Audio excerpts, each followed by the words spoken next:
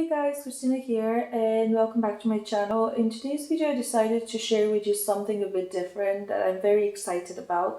I decided to unofficially take part in the YouTube Artist Collective and I worked on the team that they've chosen for this month. I'm saying unofficially because if you're aware what the YouTube Artist Collective is, you know that there is a group of artists here on YouTube that started this group and they are the official members, and I want them to take all the credit that they can possibly get for starting this amazing thing for the whole art community here on YouTube. I'm going to leave all of their names, the names of the official members, in the description down below, and I'll be adding links to their videos as they're posting their work, so that if this is the first time that you're hearing about this whole thing, you can watch their videos and see who are the actual people who are part of this collective. They're auctioning out their work as well, so you might want to buy their art or at least see how they work on it. So I'll leave the links in the description. Now let's get into the actual drawing that I'm working on. I really wanted to create at least one winter inspired piece of art for this month, but I've been struggling a lot to come up with an idea. Unfortunately, that's just the way that my brain works. I have the best winter inspired ideas ever in the middle of summer, and by the time December rolls around, I just don't remember them anymore. So when I saw that the theme for the art for this collective was ice fantasy, I decided to use this as a prompt for my winter inspired art piece. And initially I had a very different idea and a very different way that I interpreted the whole theme. But as I was working on it, it was just not turning out the way I wanted it to. So I put that idea aside for now. I'll probably work on it later.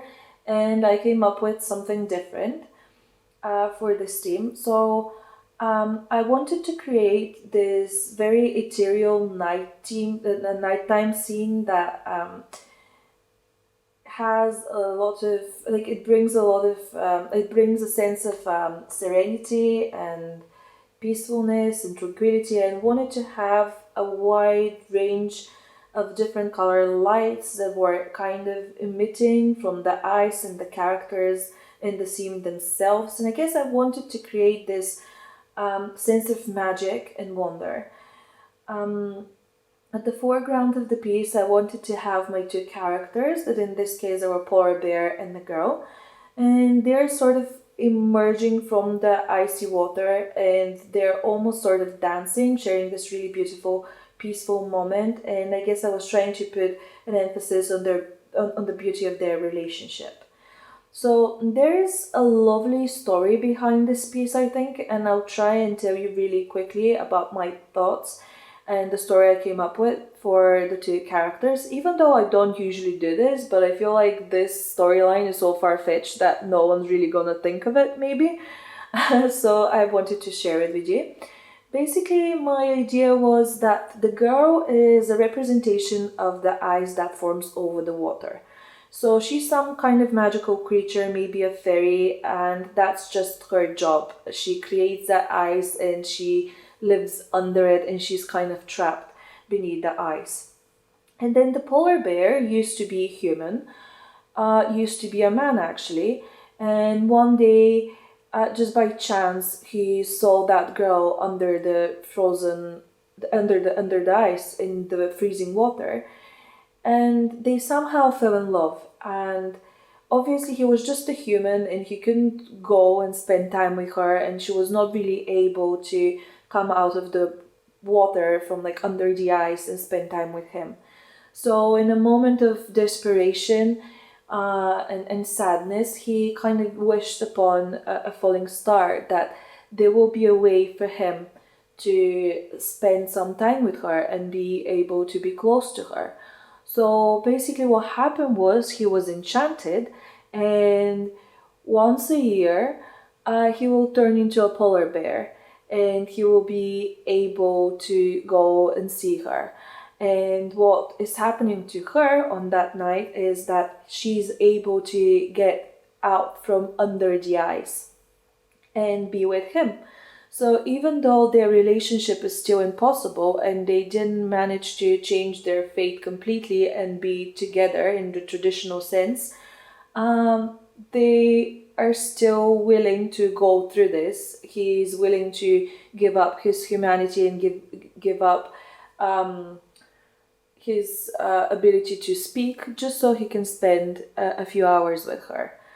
And if you look at the girl's hair, you see how the hair is kind of the same color as the shattered ice around her. And that's because my idea was that these pieces of ice that you see floating in the water, they used to be pieces of her hair. And as she's emerging from the water, they're kind of breaking off from her hair. And they're creating this hole in the ice so he is able to go and see her. So this is kind of like the story that I came up with while I was working on this piece. I honestly don't know if I read the story that was similar to this. I know there are some parts of the story that are kind of similar to parts in other popular stories and movies that we all know and love. But this is kind of like my storyline that I came up with in my head, and it was really enjoyable working on it with this story in mind. So, for the actual coloring of this piece, I started off with um, just a solid black for the sky and for the water, and I use basically just markers and color pencils, and I also use a bit of white ink just for some details on his fur. But as I said, I start with black for the sky and the water, and then I use my colored pencils to add different colors of light and reflection on those two surfaces. And I use colors that I then use to color his fur. So you see a lot of soft shades of green and blue and pink. And these are the colors that I usually use for shading skin. But this time I use them for fur. And as I said, I used a little bit of white ink just around the edges of his fur, just so I can create little hairs against the black background. Then for the pieces of ice that you see in the water, what I wanted to achieve with them was I wanted to make them look as if they have a color, like most likely they're white, but they're still kind of transparent, so you're able to see the darkness of the water underneath. So this is kind of what I tried to do. I don't think it worked all that well, but this is what I wanted to do. And again, I used a bit of white ink on top of them just to create the spots that were kind of like this really intense frozen white. And then you get the more transparent melted bits around them. For the hair of the girl, I tried to match the color of those ice pieces, which was somewhat successful. But yeah, that's pretty much it for the two characters. For that big chunk of ice that you see in the background, I use the same markers that I use for shading the fur of the polar bear. And this is kind of the source of that light that you see in the sky. It's kind of like emitted from that piece of ice in the background. But yeah, that's pretty much all that I did for this piece. I don't think I missed anything, but if you have any questions, feel free to ask me in the comments. Also, I hope you guys enjoyed this art piece and you enjoyed the way I interpreted the theme for of this collective. Let me know in the comments what you think about it. And don't forget to check the description box so you can see the actual members of the collective and their art pieces. And also, if you like my art, if you enjoyed this video, please subscribe if you like it. But bye for now, and I'll see you in the next video. Bye bye.